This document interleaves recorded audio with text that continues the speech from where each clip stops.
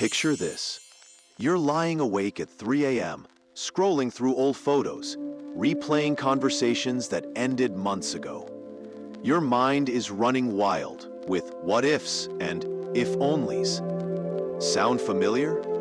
You're not alone. Millions of people are trapped in emotional prisons, giving away their power to others who don't even know they hold the keys. But what if I told you that 2,000 years ago, ancient philosophers discovered the ultimate hack for emotional freedom? What if there was a way to feel deeply, love completely, but never again be destroyed by someone else's choices? Today, we're diving into the revolutionary world of Stoicism. Not the cold, emotionless stereotype you might imagine, but a practical philosophy that can transform your relationship with pain, rejection, and loss forever. By the end of this journey, you'll understand why Marcus Aurelius, one of the most powerful men in history, wrote his most intimate thoughts about handling heartbreak and disappointment. Are you ready to break free from the cycle of emotional dependency? Let's begin. Here's something that might shock you. The person who hurt you isn't the real source of your pain. I know that sounds impossible, but stay with me. When someone rejects us, betrays us, or walks away, we immediately point the finger at them. They broke my heart. They ruined my life. They destroyed my trust. But here's what the Stoics discovered centuries ago, and what modern psychology now confirms. The event itself isn't what destroys us. It's our interpretation of the event. Think about it. Two people can experience the exact same rejection. One person spirals into depression, stops eating, can't get out of bed. The other person feels hurt, processes it, and moves forward stronger. Same event, completely different outcomes. Why? The difference lies in the story we tell ourselves. Person A thinks, I'm unlovable. I'll never find someone better. I'm a failure. Person B thinks, this person wasn't right for me. Now I'm free to find someone who truly values me. This is redirection, not rejection. Epictetus, who went from slave to one of history's greatest teachers, put it perfectly. It's not what happens to you, but how you react to it that matters. Your suffering isn't caused by what others do. It's caused by your thoughts about what others do.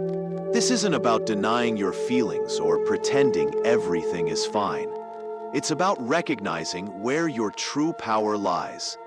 And that power is always, always in your response. Imagine having a superpower that could instantly reduce your emotional suffering by 80%. The Stoics had exactly that, and they called it the dichotomy of control. It's devastatingly simple, yet life-changing. Here's how it works. Everything in life falls into two categories: things you can control and things you can't. That's it. And here's the revolutionary part. You can only control three things: your thoughts, your actions, and your responses to what happens. You cannot control what others think about you, whether someone loves you back, if someone chooses to stay or leave, other people's words, actions, or decisions, the past or the future. You can control how you interpret events, what you choose to focus on, how you treat yourself during difficult times, what actions you take moving forward, the standards you set for your own behavior. Marcus Aurelius, while running an empire, wrote in his personal journal, "You have power over your mind, not outside events. Realize this and you will find strength." This wasn't just philosophy for him. It was survival strategy for handling the immense pressures of leadership. When you truly internalize this principle, something magical happens. You stop wrestling with reality. You stop trying to control the uncontrollable. You stop wasting energy on what others think, say, or do. Instead, you pour all that energy into what you can actually influence: yourself. Now let's get practical. How do you actually apply these principles when your heart is breaking? Here are 4 concrete strategies that have been tested by centuries of human experience. Pillar 1. The reality check exercise. When you're spiraling over someone's behavior, stop and ask yourself these questions. Is this within my control? What story am I telling myself about this situation? What would I tell a friend going through the same thing? How will this matter in 10 years? Write down your answers. This simple practice interrupts the emotional hijacking and brings you back to rational thinking. Pillar 2. The premeditation of adversity. This sounds dark, but it's actually liberating. The Stoics regularly imagined losing what they valued most, not to be pessimistic, but to appreciate what they had and prepare mentally for loss. Try this. Imagine the worst-case scenario with that person who's causing you pain. They never speak to you again. They're happy without you. They forget you completely.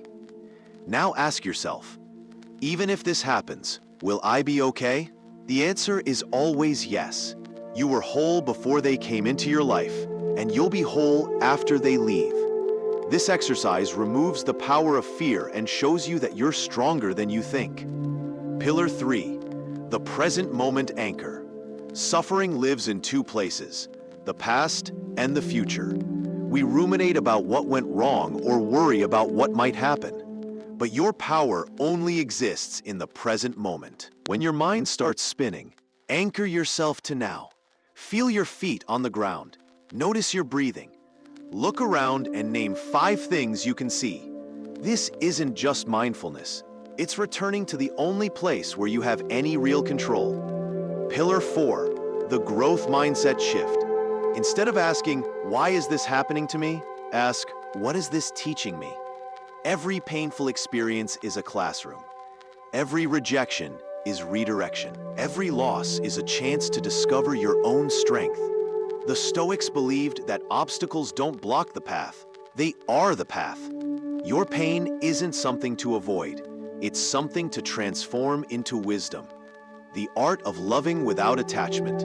Here's where most people get confused about Stoicism. They think it means becoming cold and emotionless, but the truth is the opposite. Stoicism teaches you to love more deeply because you love without fear.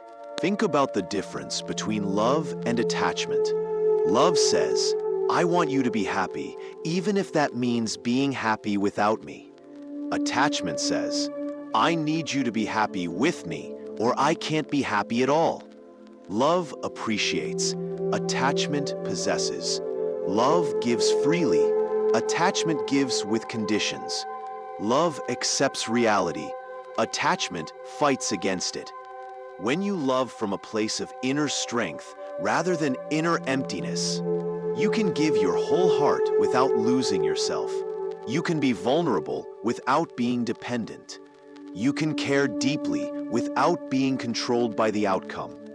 This doesn't mean you become a doormat or that you don't have standards. It means you love from abundance, not scarcity. You choose people because they add to your life, not because they complete it. Rebuilding yourself. The Phoenix strategy. When someone important leaves your life, it feels like death. But the Stoics understood something profound. Every ending is also a beginning. Every loss is also a liberation. Every goodbye is also a hello to the person you're becoming. Here's your rebuilding blueprint. Week 1 to 2. Feel everything. Don't rush the process. Feel the anger, the sadness, the confusion, but feel it consciously. Say to yourself, I'm feeling angry right now, and that's okay. This feeling will pass. Week 3 to 4, reclaim your narrative. Start rewriting your story. Instead of I was abandoned, try I was redirected. Instead of I lost someone, try I gained freedom to find someone better suited for me. Week 5 to 8, rebuild your foundation. Focus on the 3 pillars of Stoic strength: wisdom, learning, and growing. courage, facing your fears, and justice, treating yourself and others well. Create new routines, set new goals, rediscover old passions. Week 9 to 12. Emerge stronger. By now, you'll notice something remarkable. You're not the same person who was broken by someone else's choices. You're someone who has proven to yourself that you can handle anything life throws at you. The ultimate truth about emotional freedom. After walking this path, you'll discover something that changes everything. You never needed anyone else to be complete. You were already whole. You just forgot. The people who come into your life are gifts, not necessities. They're experiences, not destinations. They're chapters in your story, not the whole book. When you reach this level of inner freedom, you become magnetic in the best way. You attract people who want to be with you, not people who need you. You create relationships based on choice, not desperation. You stop asking, "Why don't they love me?" and start asking, "Do I love who I'm becoming?"